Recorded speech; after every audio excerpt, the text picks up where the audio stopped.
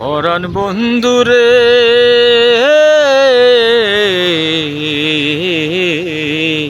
বন্ধু, আমি তোমার নাম লইয়া কান্দি। কত সুন্দর বাতাস, কত সুন্দর পৃথিবী, কত সুন্দর জায়গা। হাজারো সুখ শান্তির মধ্যে মনের ভিতরে শান্তি নাই, কারণ মনের মানুষটা আমার পাশে নাই।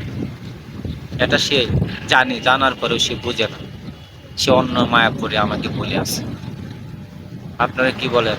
সবার জীবনে শান্তি ফিরে আসুক, সবাই বল বুঝে তার মনের মানুষকে যেন ফিরে পায়। এখন আমাকে সবাই পাগল বলি, এক একজনে এক এক কথা বলি। আসলে ভালোবাসার জন্য যে মানুষ অবশ্যই পাগল হয়ে যায়, মরে যায়।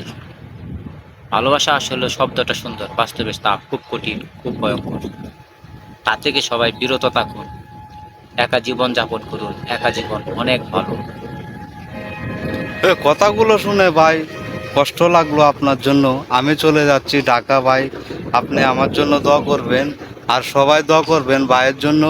বাইকে এলাকায় রেখে যাচ্ছি একা, চলে যাব আমি আজকে ঢাকা দুপুর 2টায়। দেখি কি করা যায়, আল্লাহ কি কপালে রাখছে, সবাই দোয়া করেন। ও আরেকটা কথা এই ফাঁকে বলি, সে আমাকে বিনোদনের নাম করে এনে একটা বানাইলো ভিডিও। তাকে বলছিলাম যে ভাই তুই ভিডিওটা বানাইস না, এমনি আমি আছি কষ্টের বিরহে, তোর ভাবি আছে অনেক দূরে। এলাকা সবাই জানে যে আমার বউ আমার পাশে আছে, বাস্তবে সে আমার পাশে আছে, তাকেও মানে একটু বেড়ানো অবস্থানে আছে। সে বাপের বাড়িতে, তাকে এলাকার আসে না, একটু রাগ গুসা। যাই হোক, এখন এমন একটা ভিডিও বানাইছি, সকালে উঠে আমাদের মতিন ভাই, বড় ভাই দিল আমাকে অনেক জারি।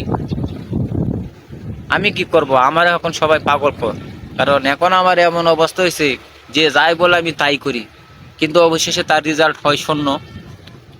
তাই আমি মিলনকে বলেছিলাম ভাই ভিডিওটা ডিলিট কর, নয়তো আমার জায়গায় অন্য কাউকে দিয়ে অভিনয় কর। সে বলল ভাই ভিডিওটা আমার ভাইরাল হয়ে যাচ্ছে, আমি ভিডিওটা ডিলিট করতে পারবো না। কিন্তু আমার প্রিয় মানুষের কাছে আবদার, তোমাকে উদ্দেশ্য করে কোনো কিছু ভিডিও বানাই নাই, আসলে বিনোদনে থাকতে গিয়ে ভিডিওটা বানাইছি। তুমি কিছু মনে করবা না, সেই জন্য আন্তরিকভাবে দুঃখিত।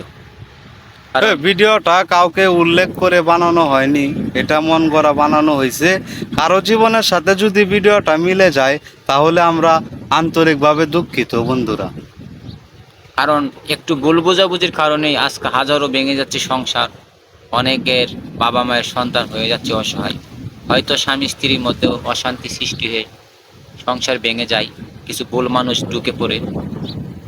দুজনের মধ্যে তৃতীয় জন ঢুকে পড়লে সংসার এমনিতেই ভেঙে যায়। কিন্তু বাস্তব কথা হচ্ছে সবার সংসার টিকে থাকুক, সবার জীবন সুন্দর হোক, সবাই সন্তান ও বাচ্চা নিয়ে ভালো থাকুক, সেটা আশা করি। আর এখন মাথায় কাজ করে না কি কথা বলবো, এটাই বলি। বাদ বাকি এটা মিলনে বলুক।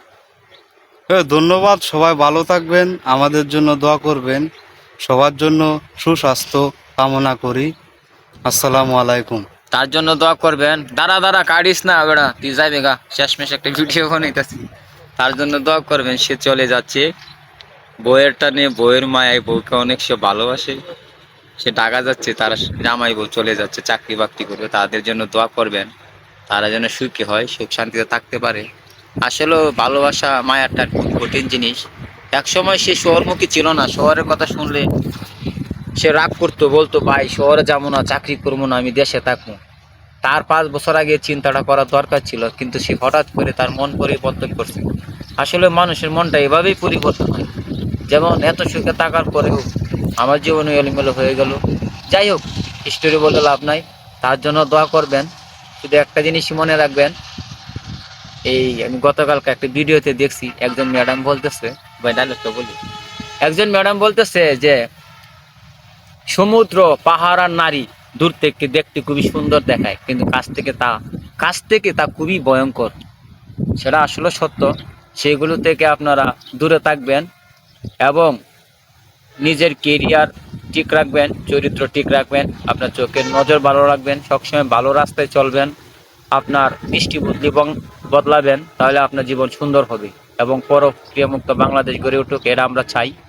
কারণ আমাদের এই সমাজে অনেক মানুষই ক্ষতিগ্রস্ত এই প্রক্রিয়ার জন্য। ওকে, অসংখ্য ধন্যবাদ আমাদের পাশে থাকার জন্য।